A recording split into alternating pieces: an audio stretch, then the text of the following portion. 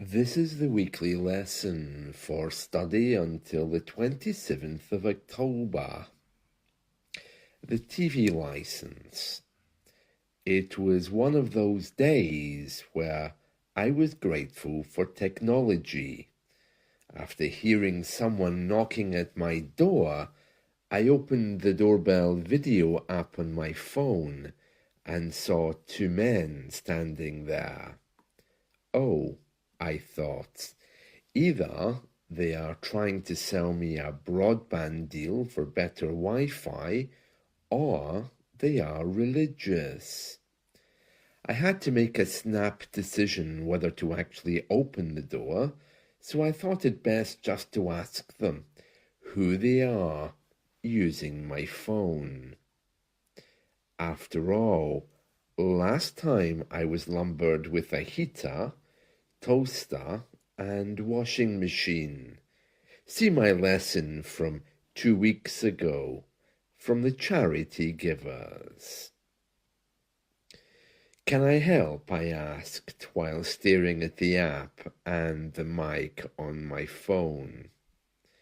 Yes, it is TV license enforcement. We need to see your license. Oh, okay. I walked to the door, trying to gather my thoughts on the way. I opened it to see an ID pushed into my face. It's about your TV license, sir, one of them blurted out. We just checked with the post office. It has expired. I remembered how serious this can be. If you own a TV in the UK, then you need to also have a license. It costs around £200 each year. When you buy a TV, you also need to give your name and address, and the shop is legally obliged to tell the enforcement officers. You also need one if you have BBC iPlayer on your phone or computer. It's terribly organised and definitely very British to enforce it in this way.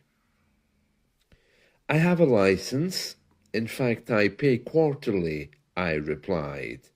You took £40 just yesterday from my bank account, I chuckled. They clearly didn't see the funny side of my words. Of course, they wanted to see the paper, so I invited them in. So that's the TV, they said, as they entered my living room. They were obviously still in suspicion mode.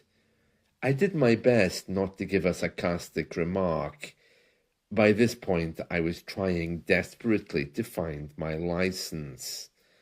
I remembered it was electronic, so I was scrolling through my phone trying to find it. It seemed like a lifetime had passed. If this was ancient Egypt, you would have found it by now, one of them said sarcastically. As I was standing at the window scrolling on my phone, I saw their truck outside. It kind of looked like a camper van or little caravan with a huge metal bit on the roof, but their trucks always look uglier and more grey than any holiday truck. Nice cat, one of the men said. My cat hissed and walked away. I really wish I could have done the same. Not friendly, is he? He chortled. Oh, he hates everyone. It's not personal. Don't worry, I quipped. Here is the license. I showed it to them on my phone, and they looked confused. Is this not apartment number 1? They asked, squinting their eyes. No, this is apartment number 2, I responded. Realizing what had happened. Well, sorry, we got the wrong apartment, they admitted as they both headed to the door. Well, there's no one living next door, I chirped again. "The guy left some weeks ago. I know because I have some stuff here for him." "Oh, there is someone there. We can see what channel they're watching," as he looked down at his iPad, walking towards the apartment opposite. It is indeed typical in a country like ours that they would develop technology to ensure you have a TV license. It's hardly the be-all and end-all of everything, but we love solid rules and enforcing them.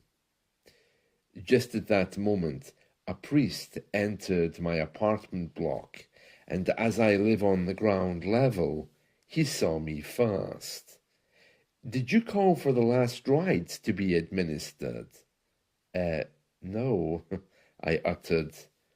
"Ah, I know it was someone in this block, but I don't know who," he replied. Well, it wasn't me," I said uncomfortably, hoping that he wouldn't ask me about church attendance. Everyone knows the parish priest, and I was rather hoping he had forgotten I existed. He glanced at his notebook. My, sorry, it's apartment 2 on the next level." "I don't suppose you need them anyway. I could swing by later," he chortled. "Remember, you don't have to be dying to get the last rites." No, I'm in great health," I said, convincing myself that it was true, shook my head and backed away as he walked up the stairs. I got a bit flabbergasted. Do I look like I need the last rites? The barber always gives me OAP rates, and I never correct him, but I am still a long way away from age 60. My day couldn't really get any more surreal. I watched as the TV enforcement officers knocked on the door opposite. Of course, there was no reply. So they stood there, and I closed the door and opened the video app again. After a few moments, they started calling through the letterbox. These people meant business, and I had forgotten just how much power they have. They can choose to simply give you a penalty, or, if you agree to trot down to the post office and buy a license immediately, they will overlook the fact that you had a TV without one. You can buy it online as well. There was indeed someone inside. I could hear a difficult conversation. It sounded like there was a guy insisting he didn't have a TV. My app caught a clear picture of him. It looked like a scene from a 1967 hippie movie. My neighbour was wearing a kaftan, love beads, and sandals. He kind of looked like Barry White, but not as entertaining. The TV license enforcement officers weren't getting in, and I could hear the conversation was getting uncomfortable. Finally, they reached a compromise, and the two men left, looking happy. A thought came to my mind that they were earning commission. My video doorbell hadn't picked up anything from that apartment in weeks, so it was really strange that the man living there hadn't left in weeks. By the looks of him, it looked like he hadn't left since 1967.